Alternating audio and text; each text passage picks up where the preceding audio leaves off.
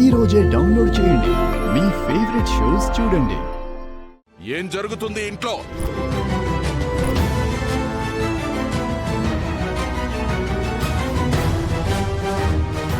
ఏం లేదు మామయ్య, పాపం వాళ్ళు మన కీర్తిని తీసుకువెళ్ళడానికి వచ్చారు.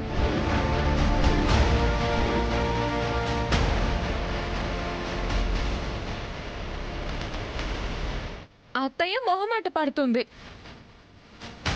విశాలాక్షి, అడగడానికి వాళ్ళెవరు, ఒప్పుకోవడానికి నువ్వెవరు?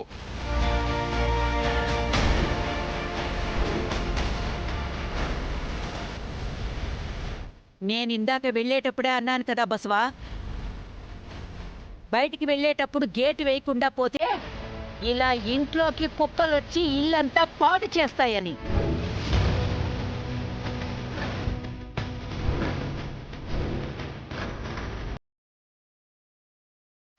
మామ, ఇంటికొచ్చిన వాళ్ళతో ఎలాగైనా మాట్లాడేది?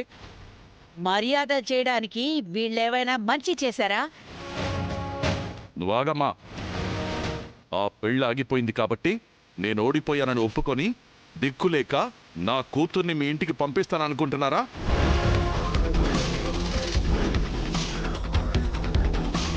మరి ఇంకేం చేద్దామన్నా? మనం చెల్లికో పెళ్లి చేయాలని చూస్తున్నాం గాని వాళ్ళకి బావగారికి అసలు ఆలోచనే లేదు. ఎందుకంటే వాళ్ళు ఇంకా మన కీర్తినే కావాలనుకుంటున్నారు. పంపిస్తే గుండెల్లో పెట్టుకొని చూసుకుంటారు నాన్న. అలా చూసుకునే వాళ్ళైతే కీర్తి ఇంటికి తిరిగేలా వచ్చిందిరా? ఏదో ఒకసారి వచ్చేసిందని ఎంతకాలం అని ఇంట్లో ఉంచేస్తారు నాన్న? రేయ్ సిద్ధు, నేను రాజకీయ నాయకుడిగా ఓడిపోవచ్చు గాని ఒక భర్తగా, తండ్రిగా ఇంతవరకు ఓడిపోలేదు.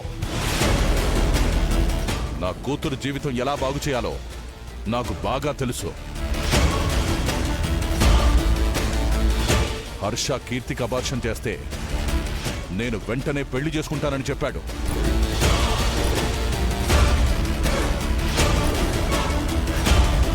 అది చేంజ్ చేశాం కాబట్టి హర్షతో మాట్లాడి రేపే రిజిస్టర్ ఆఫీస్లో పెళ్లి ఫిక్స్ చేశాను.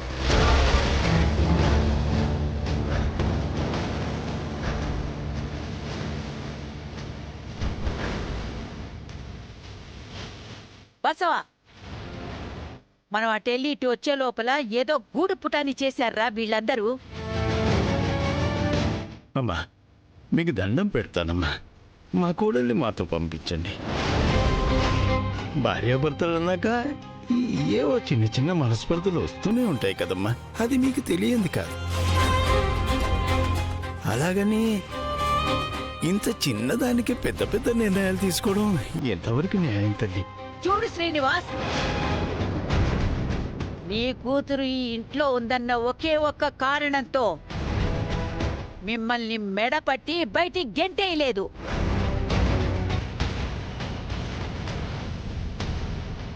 మీరిక్కడి నుంచి వెళితే మీకు మర్యాద, మాకు మర్యాదగా ఉంటుంది.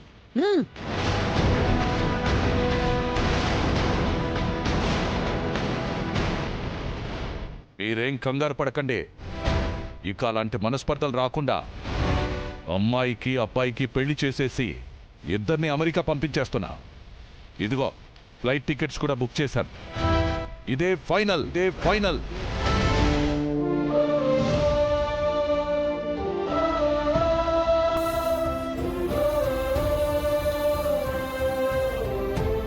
ఇంకా దీన్ని బ్రహ్మదేవుడు కూడా మార్చలేడు.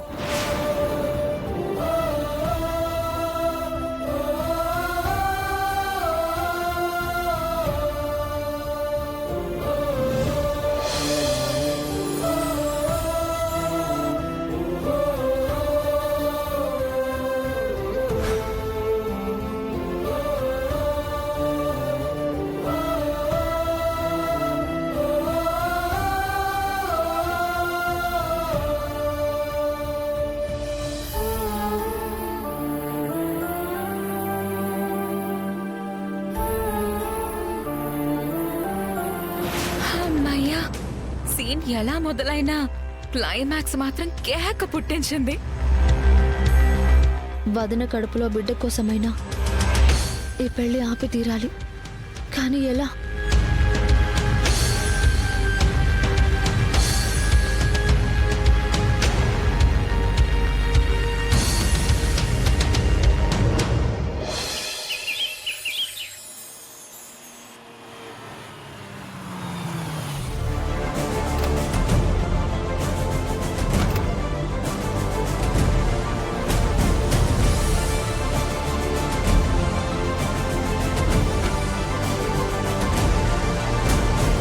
నేను ఏ హాస్పిటల్కి అయితే రాకూడదు అనుకున్నానో అదే హాస్పిటల్కి తీసుకొచ్చారు. ఇప్పుడు ఏం చేయాలి? పద జాను. సార్ ఇక్కడికి తీసుకొచ్చారేంటి సార్? ఫుడ్ అలర్జీ కోసం కాదా మనం వచ్చింది? అదేంటి జాను, ఇది మల్టీ స్పెషాలిటీ హాస్పిటల్. అన్నిటికీ స్పెషలిస్టులు ఉంటారు. మనం వెళ్ళి ఫిజిషియన్ని కలుద్దాం. రాజా కమ్.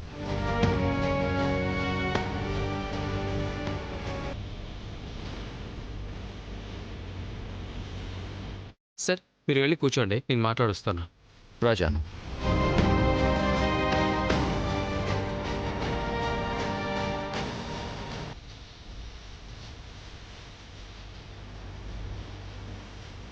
దేవుడా, మా ఆయన కానీ ఇప్పుడు సైకియాట్రిస్ట్ని ఇక్కడ చూసారంటే ప్రళయమే వస్తుంది.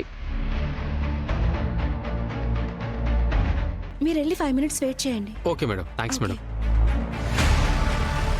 సార్ ఒక 5 minutes వెయిట్ చేయమన్నారు సార్. ఓకే.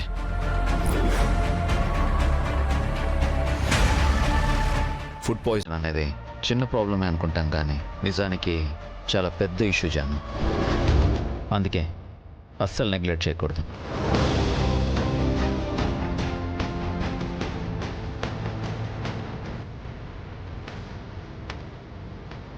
సార్ డాక్టర్ గారు రమ్మంటున్నారు. ఓకే ఓకే చాలు పద. వైకుంఠం, నువ్వు ఇక్కడే వెయిట్ చేయి. Okay sir.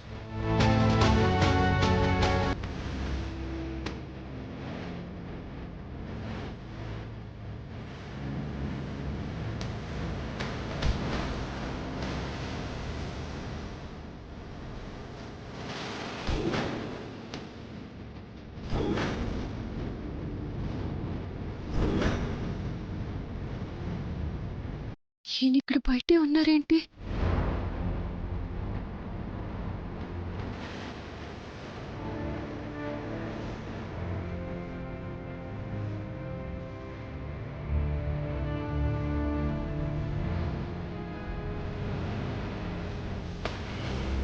హలో మేడం, మిమ్మల్ని.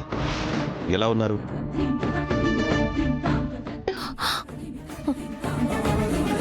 మీ హస్బెండ్కి ఏమైనా బెటర్ అయిందా?